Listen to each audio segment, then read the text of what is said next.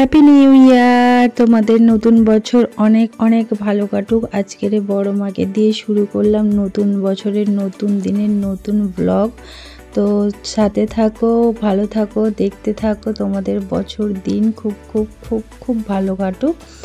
তো আমি স্নান করে চলে এসেছি পুজো দিতে। পুজো দিয়ে বাকি সব কাজ হবে। নতুন বছরের নতুন ব্লগ, কিন্তু এটা কেউ স্কিপ করবে না, ভিডিওটা সবাই কন্টিনিউ করবে। আর কেমন লাগলো অবশ্যই কমেন্ট করে জানাবে। এই যে পুজো দিয়ে গবলুকে স্নান করাচ্ছি। গবলুকে ওই যে ঘি, মধু, চন্দন দিয়ে, গোলাপ জল দিয়ে তারপরে আমাদের গবলু সোনা স্নান করবে। তো স্নান করার পরে রান্নার দিকে যাব। আর গবলু সোনাকে রীতিমতো রেডি করিয়ে ওকে প্রসাদ দিয়ে মানে ভোগ দিয়ে দিয়েছি। দিয়ে এবারে চলো রান্নাঘরের দিকে যাওয়া যাক। কী রান্না হবে? রান্নাটা হচ্ছে একটু মাটন নিয়ে আসছিল, তো মাটনটা ধুয়ে রেখেছি এখানটায়, আর আলুটাও ভেজে নিয়েছি তোমাদের সাথে কথা বলতে বলতে। এবারে হচ্ছে তরকারিটা বসিয়ে দিয়েছি। পেঁয়াজটা রীতিমতো ভাজা হয়ে গেছে।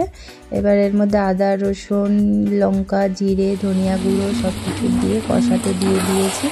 অনেক জামা কাপড় কাচা আছে জানো তো, আগের দিন কেচেছিলাম, পুরোটা শুকায়নি, তো ওগুলো নিয়ে একটু ছাদে যাব। তো কষা হয়ে যেতে প্রেসারে দিয়ে দিয়েছি। প্রেসারে দিয়ে আর এটা বসিয়ে দিয়ে তারপরে ছাদে যাব। অনেকটা বেলা হয়ে গেছে, দেখতে দেখতে একটা প্রায় বাজে। তো এটা রীতিমতো হয়েও গেছে তরকারিটা।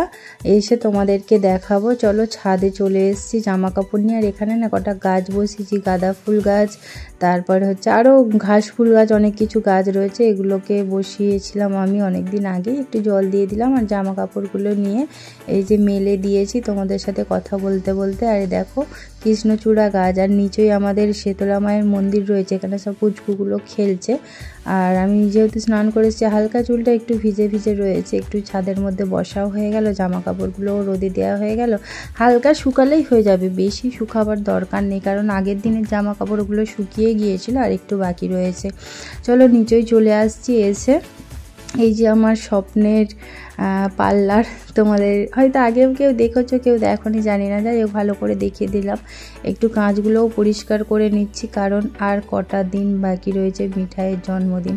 আর কাঁচগুলো পরিষ্কার করা ছিল না, তাই একটু পরিষ্কারও সাথে করে নিলাম। নতুন বছর সব কিছু নতুন নতুনভাবেই শুরু হোক।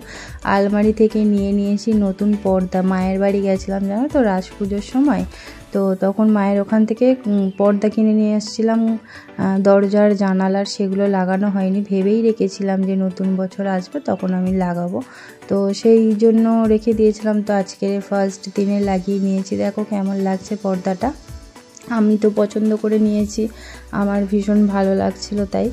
আর মিঠাই এদিকে বলে আর তুমি ওটা লাগিয়েছো, আমি এটা লাগাবো। তো তুই লাগা, আমি ধরে আছি ক্যামেরাটা, আর ও লাগাচ্ছে। লাগাতে গিয়ে হিমশিম খেয়ে যাচ্ছে, তবুও লাগাবে। স্নান করে ওর ভীষণ ঠান্ডা লেগে গেছে, জ্যাকেট পরে, চোখে শ্যাম্পু করিয়ে দিয়েছি আজকের শ্যাম্পুটা করা থাকলো, তাহলে আর সেই দিন জন্মদিন যেহেতু 4 তারিখে, বেশি দিন আর নেই। চলো এবার খাওয়া দাওয়া করে নিই। প্রায় 3টে বাজতে যাই গো। এদিক ওদিক করতে করতে বেলা ছোট তো, কিভাবে দিন কেটে যায় বোঝা যায় না। এই যে চিকেনটা কড়াইয়ের মধ্যে মাটনটা কড়াইয়ের মধ্যে ঢেলে রেখেছিলাম, এবার বাটিতে তুলে নিয়েছি। আমি আর মিঠাই খাবো। খাওয়ার তেমন কেউ নেই, মাম্মাম খেয়ে নিয়েছে, আর ওর শরীরটাও ঠিক নেই। আর মিঠাই আর আমি বাকি ছিলাম, আর আমরা এখন খেতে বসে গেলাম।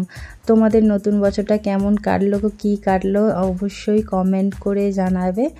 আর ভিডিওটা ভালো লাগলে অবশ্যই কিন্তু লাইক করবে, কমেন্ট করবে। আর যারা নতুন ফ্রেন্ড আমার চ্যানেলে, অবশ্যই চ্যানেলটাকে সাবস্ক্রাইব করে পাশে থাকবে।